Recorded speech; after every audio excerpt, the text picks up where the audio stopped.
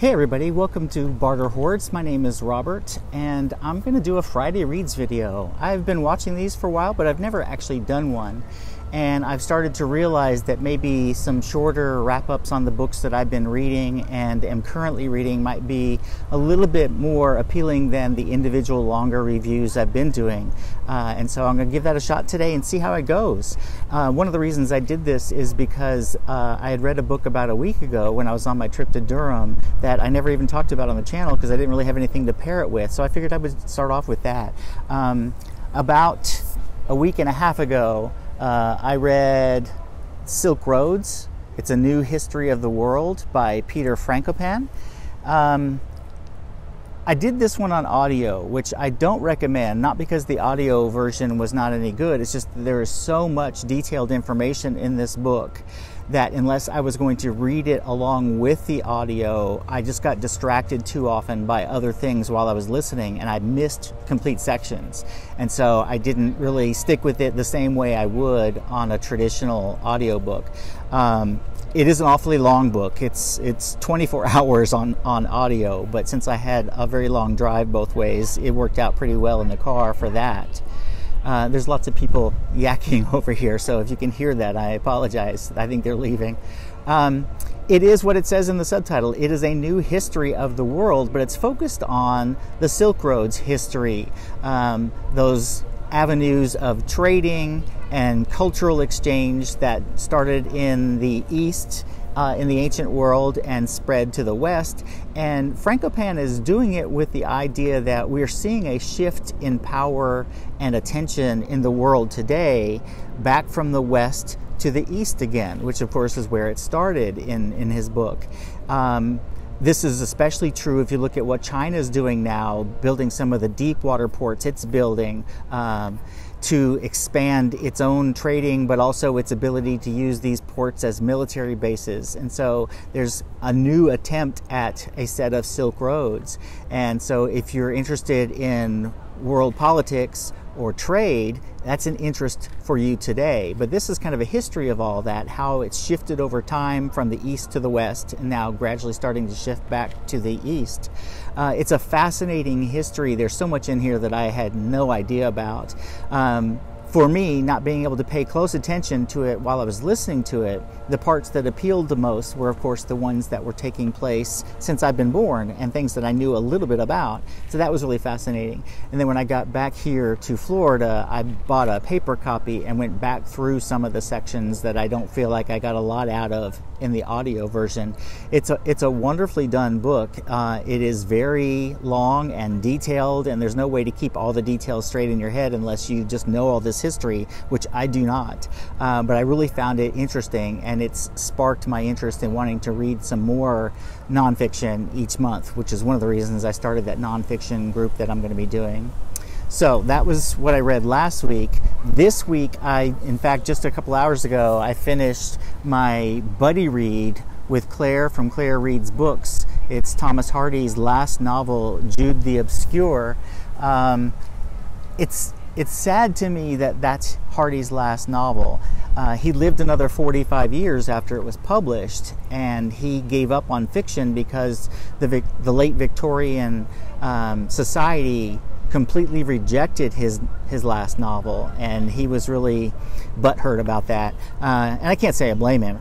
Hardy is attacking the institution of marriage. He's attacking the superstition of religion. He's attacking the class society in Victorian England. He's really taking on some of these taboo topics in Victorian society, and he was taken to task for that, and it made him give up on fiction, which I think is our loss.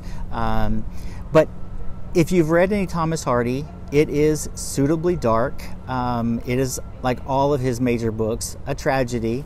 I don't want to give you too much information right now. I've just finished doing a complete reading vlog of this as I was going through all the different 6 parts.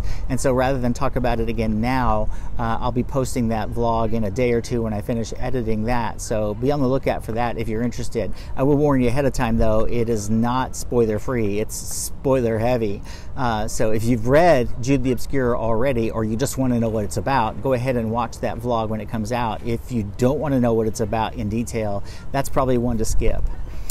So that's what I just finished reading. What I've been reading, yesterday or the day before in the mail, I got a book that is a reference book more than anything. It's called The Top 10 Writers Pick Their Favorite Books, and it's edited by Peder Zane. This is a book that I learned about just recently from Jason of Old Blues Chapter and Verse. It's a book of lists about books. Of course I'm going to buy that. What they did is they surveyed 125 important writers today and had them, without comment, just give them their 10 favorite fictional works in order, ranked from 1 to 10. They've included all 125 lists in this collection, but what they also did is they then weighted those responses. So 10 points to whatever book a writer listed as number 1, 9 points to whatever was listed number 2, and so on, and compiled the totals to come up with an order for all these books.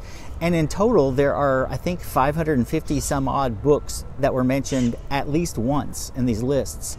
So the beautiful thing about this book, besides the lists, is that it refers to and gives you a little description of all of those 500 and some odd books that were mentioned by these writers. So it is, in a sense, a huge list of the best fiction in our history. You can argue about the order it goes in, you can argue about one or two on the fringes, but if you look at the more consensus answers to that question, it's really fascinating. So I've just started dipping into that, and I'll probably be reading that over the next several weeks. It's not something you would just sit down and read cover to cover, so I'll read one or two lists and their descriptions, every time I get a break or something like that.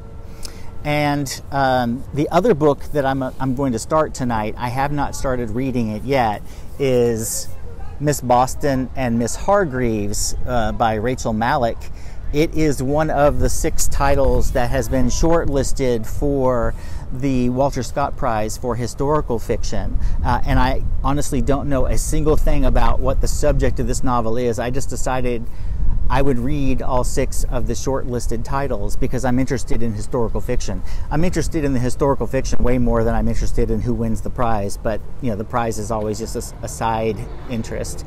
I've read one of the 6 already before the shortlist came out. I had read Jennifer Egan's Manhattan Beach. I liked it just fine. I don't see it as a prize-winning blockbuster type book that way, but I certainly see why it was on the list. It's kind of been a mixed review from what I've seen. Some people liked it, some people thought it was kind of boring. It depends. These people are extremely loud. The dangers of filming outside. So that's what I've started reading. My read-alongs will start the first Monday in May.